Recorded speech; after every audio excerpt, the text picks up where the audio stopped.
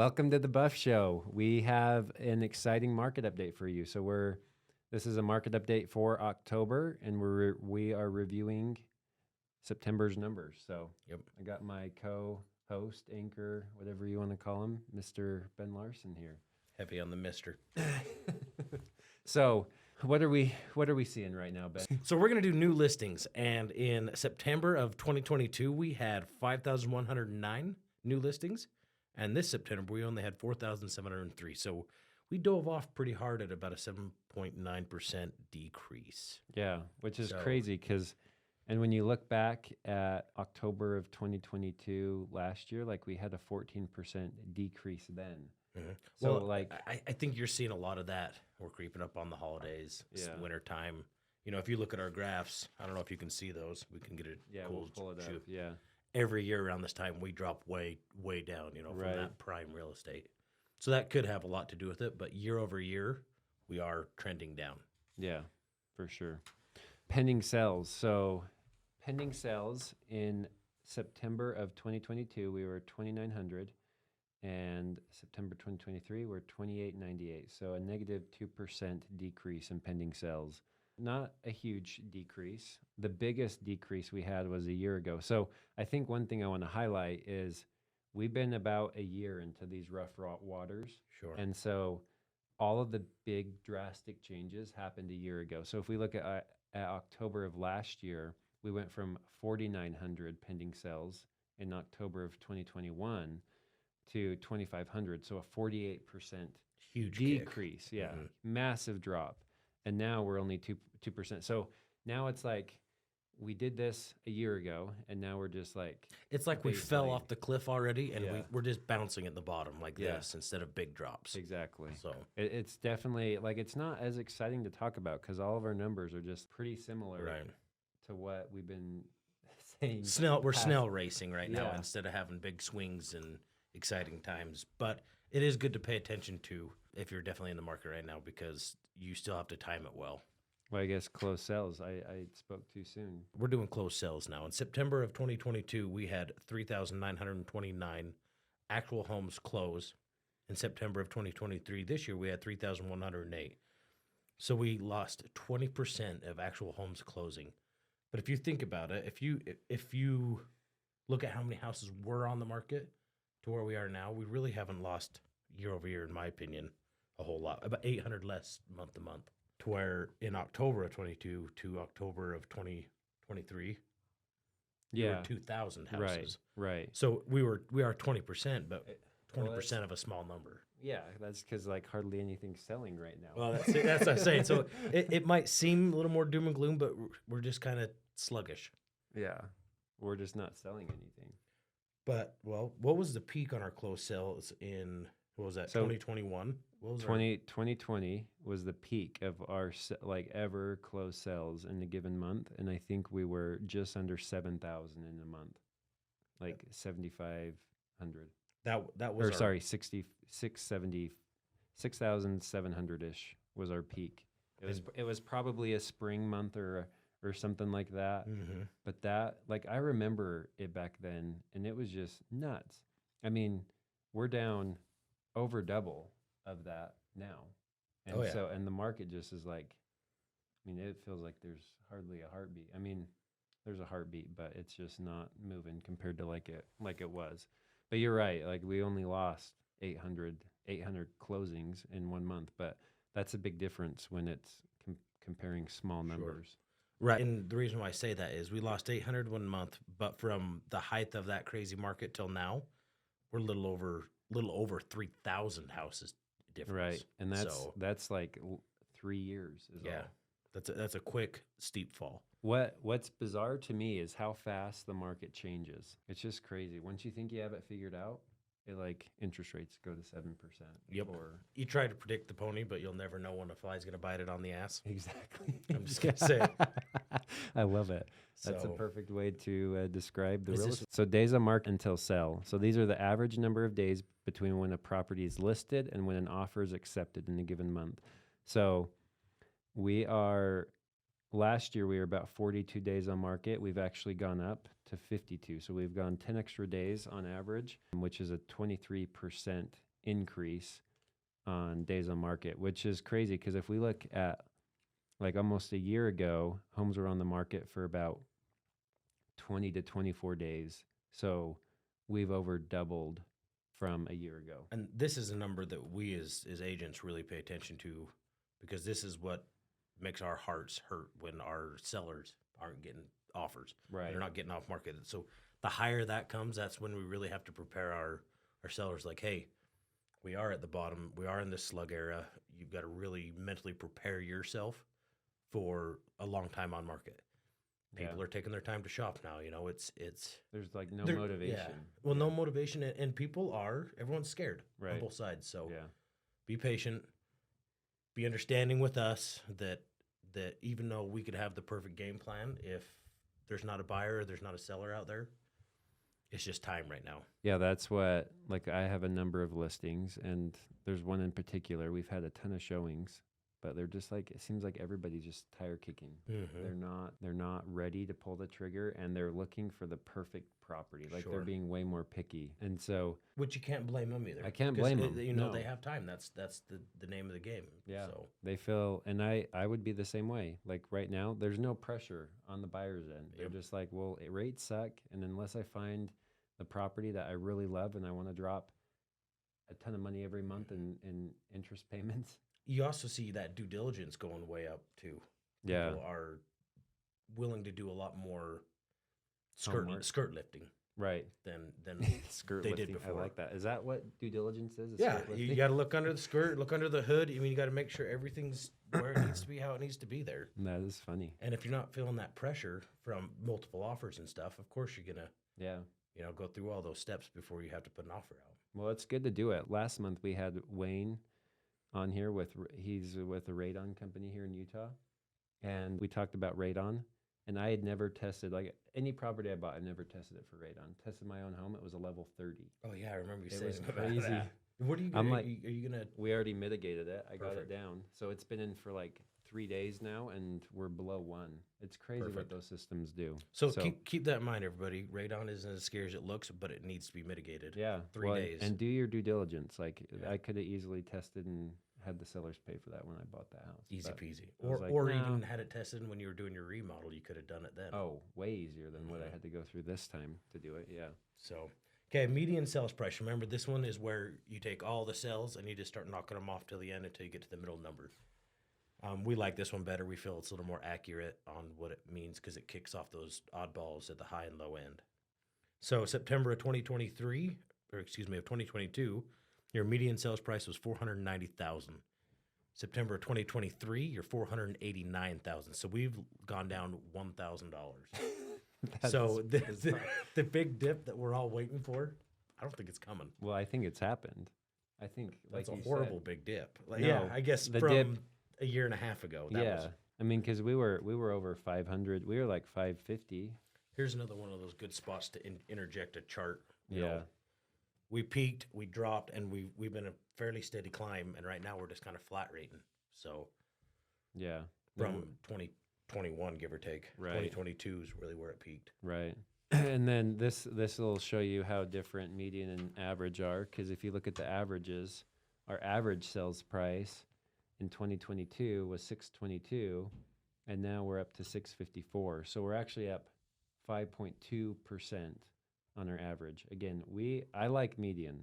I prefer median, but whatever one you want to use, we're basically plateauing, in my opinion. And I think that average, why it's kind of thrown off right now, is you're seeing some really high-end homes that are still moving because, let's be honest, in certain price points, people aren't getting loans. They're not really affected by the market themselves. Yeah. It's more a need and a want. Right. And I think those are skewing that average. I agree with that. Yeah, the lows and the highs are typically people that are just cash, and so they're just paying for it.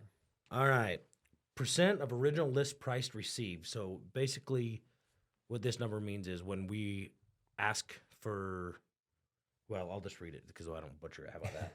Percentage found when dividing property sales price by the original list price. So basically, how much are we getting from how close are we to our original asking offer? So in 2022, we were getting about 95.9% in September. And 2023, we're getting 96.4. So we're actually getting a little bit closer to our asking price Yeah. this month. But I Yeah. think it's still so small that it's really Right. inconsequential. So Well, it is good to know that most houses on average are dropping, 4 to 5% on from their list price. So there's negotiations. negotiations. Happening. It's nice. Like when I'm working with a buyer right now, it's nice because we can be a little bit more aggressive. We can ask for the sellers for more things. They can get closing costs, like depending on the clients and what our goals are. Well, I recently had a client that, rates are horrible, and they were self-employed, and they needed a big seller paid closing, right? Yeah. And even in a healthy market, sometimes you don't get that. But because this negotiation happens, is we were able to give them full asking, and they were able to give us a whole bunch of money to even make the loan work. So it really, the only way for them to get that loan was to get that money back from the seller. From the closing costs. From the closing costs. Like seller paid costs. How much did they end up getting? 15,000. 15 grand. And it was 15,000 to use to whatever they want for the loan, down payment, closing costs, buying down a rate, whatever they wanted. Yeah. The nice thing about that too is that's money that buyers would have had to come up with cash. Yeah. And so it's basically 15 grand additional cash that they don't have to worry about because it's coming from the seller. Yep. So, and the bank sees it the same way. Right. Okay. Housing affordability index. So Ben really likes this one. That good, didn't we? Yeah, we did. So this measures how affordable things are for home buyers. And basically what you need to know is the higher the number, the better. And we are at all-time lows. We're at 66 this year. Last year we were at 73. During 2011 and 12, we were like at above 180, 190-ish. So that shows you like things were way more affordable. And this goes off of interest rates and I think the medium price home. And the medium income. And the income, yeah. So basically the medium income meets up with the median price home. Yeah, that is 100. And rates, yeah. And rates. And so we are down 9.6%. So things have continued to get less affordable due to interest rates, housing prices, and wages. So all of those that you have children out there, either slave labor or get ready to start selling them.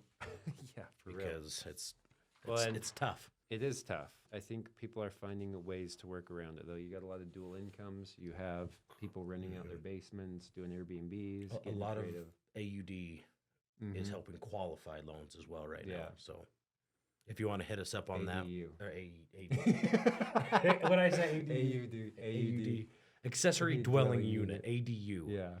Banks are actually starting to have programs that will allow you to pre-count that rent toward your loan. So hit us up. We have a lot of lenders that'll help you out with that. Okay, inventory. Is this me? This one? Inventory of homes for sale. So basically what we have available on the market. So last year in September, we had 13,548. And this year we have 11,478. So the inventory is down a little bit in September. Yeah. So I feel like we're down, but I almost feel like the pressure's not as bad this year. Does that make sense? That 11,000 is staying right around that 11,000, where last year I feel like we were getting new listings and coming off the market, so the pressure was a little bit faster. Right. Even though the inventory was up. Yeah. Well, and this is interesting because back in the speed and height of the market, we were having like 3,000 to 6,000 homes. Not 3,000. I don't think we ever hit that, but we for sure were in the 6,000 range. Yeah. In October of last year, we were at 6,000. We were in the 6,000. No, we did have some threes, like January, that we were in like the fours. Like we had an insane low amount of inventory, and that was rough. So now we have much more inventory, and it's better. So it's a bummer that we've actually lost some inventory, but I would still say there's like a good surplus. If you're looking for a house, there's plenty of options to look at. And one thing buyers should remember too is come toward the end of the year, that inventory goes up because the sales were kind of going down. People aren't looking as hard. And then it'll start picking back up in the spring and stuff. So if you're a buyer, honestly, over the winter and late fall months is a good time to really look because there's tons of inventory. Sellers might be more willing to negotiate. Oh, they get so motivated. Yeah. So keep that in mind. If you have that luxury of being able to buy during that time, look into it. Yeah, no, that's a good point. I've been able to land quite a few buyers some good deals by looking by getting really aggressive toward the end of the year, because a lot of people set goals like, hey, I just want this moved by Christmas Yeah, or I Thanksgiving. want to be in my new home by Yeah. Christmas, or And they want their money, they want their funds, they don't want to be thinking about it, they want to have to do snow removal. Like, there's so many things that people have to worry about carrying a home through winter. well, and houses are meant to be lived in, especially if somebody's moved out or if they've had a parent or spouse or whoever die Yeah. and they've moved on. Homes start falling apart if they're not maintained Yeah. or at least lived in. And pipes start Yeah. freezing. Yeah, water running, heater going. Yeah. So All right. Lastly, but not least, month supply of inventory. So this is the inventory of homes for sale at the end of a given month divided by the average monthly pending sales from the last 12 months. So last year we were at 3.4 month supply. We're at 3.7. So we have slightly more supply, which is interesting because our listings went down, but our closed sales went down. So I think that's what's throwing this off. So we actually have more month supply of inventory because our closings have dropped, right, even though our listings have dropped. our inventory is now stagnant. It's not ever refreshing with buy sells. So Right. that As what came much, on yeah. 2 months ago might still be there to a month ago to now. So. Right. And then lastly, I just wanted to cover like interest rates right now. They're hovering around 7.25, 7.5. As of today, today's October 18th, we have 10,000, or sorry, last year on this day, we had 10,152 homes on the market as of today. And today there are 9,541, so we're down like 6%, which is what we saw in those other numbers. Market's interesting. It definitely we're not seeing the big swings like we were.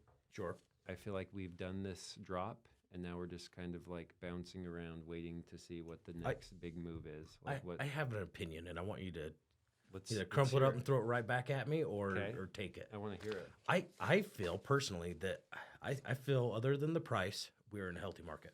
Yeah. Buyers aren't making rash decisions and getting into homes without knowing what they are, and sellers aren't. They're actually going to have time to put their houses up. We're doing more contingencies. It's not just this Wild West shootout. Right. It's slowed down to people can think, process. I still think there's some quirkiness from the price increases, and I don't think they're going down, but I think our expectations are finally going to catch up with it eventually. Right. But I'd say we're a fairly healthy market. Yeah. I would say pace-wise, we're healthy. I still feel like closings and like more activity, I think we could see more of, because so many people Sure. are priced out that they're just like sitting on the sidelines. Sure. There's a lot of fence sitters right now.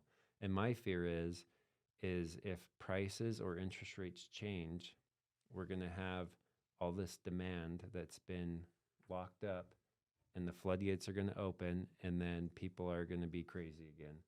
And that's my concern. Instead of a nice even flow, we're going to be surging and then dead Yeah. and surging dead and surging dead. Yeah. But I feel like that's the market. Like it's always high and lows. What's going to give up first, the American consumer or the federal interest rate? Probably the interest rate, I bet. We have election year coming up, and I think things are going to get wild again. Yeah. And I think all it takes is them to drop. All they have to do is lower interest rates, and it's going to go gangbusters again. For sure. And then prices are just going to go up because what today is doing is it's accustoming buyers and sellers to these new payments. And so that max threshold of monthly payments that they can afford is continually getting pushed up. And so even if rates drop, there's going to be an influx of buyers, which then they're going to be like, oh, we'll pay 50 grand above asking. And I was going to pay that last year, and I can pay it with this year with that lower rate. I can buy a bigger house. Right. They're going to be looking at their payments and not necessarily the price. Sure. And so that's where it gets tricky, but we'll see. I don't know. Yeah. We're just There's along for the ride. There's Peyton Anderson's prediction. Yeah. What's yours? Total and utter chaos. You know what? I don't think we're going to have any big swings. I think we're going to stay just like this. Yeah. And when I say the feds are the people, I don't think like people are going to be like, oh, I'll give up, lower our houses, affordability. I think people are just going to do what they need to do. They're going to start, younger kids are going to have to come to the realization like, hey, we are going to have to buy a house and rent it immediately. We're going to have to start looking at a home and making the basement rentable, or Yeah. being really not just creative with financing, but with creative with living. And Yeah. I think that's sucks, but I think that's how you get a foot up and keep moving right now, Yeah. especially a young buyer. Well, I had this conversation because like our rentals have started to drop too. And I'm like, if people aren't buying and people aren't renting, where are people at right now? Yep. Like, where are they? Mm-hmm. I think they're making it work. They're Yep. getting creative. But like I said, if the floodgates open, because rents and housing prices have been skyrocketing so fast. We bought like some of our 2-bedroom units when we first bought them, probably, what year was it? It's been maybe 8 years. We were like $600. We're $1,500 a month now. for Right. those. It's just Well, insane. and like you 3 probably times. you probably stole them when you bought them back then. Yeah, the You know, price was amazing. under 200, probably, Yeah. give or take, for a rental wasn't unheard of. Uh-huh. Townhomes in the 150s to 200s. Right. Now you can't find a townhome under 350. Mm-hmm. And if it is, it's 100 years old and Right. Yeah. has 1 bedroom. Right. So So it's going to be interesting this winter. I mean, last year we had a heavy winter, and I think that slowed some people down. Unless you live near a ski resort and stuff, it's good if you're in those areas, but it's hard to want to move in the wintertime. it is. Yep. We're having a baby in December, so it's like perfect timing. I planned this one perfect because it'll be in the slow season. I hope you have the most busy December you ever have, Yeah. just because you said that. I Knock hope so on too. wood. I'll take it. But hope Okay. you guys enjoyed this. If you have any other questions or want to talk with us, we're here. So Yeah, call us. see ya.